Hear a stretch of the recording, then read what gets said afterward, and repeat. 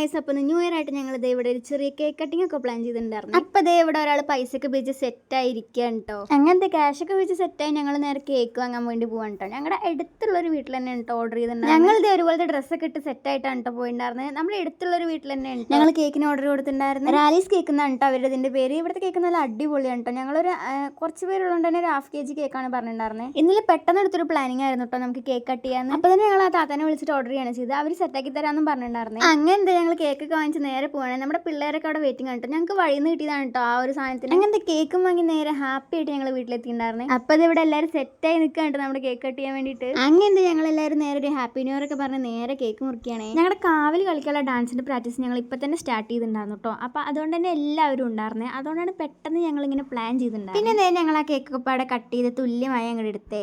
ആദ്യത്തെ പീസിനെ ഞാൻ അടിച്ച് മാറ്റിയിട്ടുണ്ടായിരുന്നു കേട്ടോ. പിന്നെ അത് ഓരോരുത്തർക്കായിട്ട് എടുത്തു കൊടുക്കുകയാണ് കേട്ടോ കേക്ക്. അങ്ങനെ ഞങ്ങൾ എല്ലാവരും പാടെ ഇരുന്ന് ആസ്വദിച്ച് കേക്ക് കഴിക്കുകയാണേ. ലാസ്റ്റ് ഇതായിരുന്നു കേട്ടോ അവസ്ഥ. അല്ല അടിപൊളിയായിട്ട് ക്ലീൻ ആക്കി വെച്ചിട്ടുണ്ടായിരുന്നു. അപ്പോൾ ഇത്രയേ ഉള്ളൂ കേട്ടോ ഞങ്ങളുടെ ഒരു കുഞ്ഞു ന്യൂ ഇയർ ആഘോഷം. അപ്പോൾ അടുത്തൊരു വീഡിയോയിൽ വീണ്ടും കാണാം. Bye bye.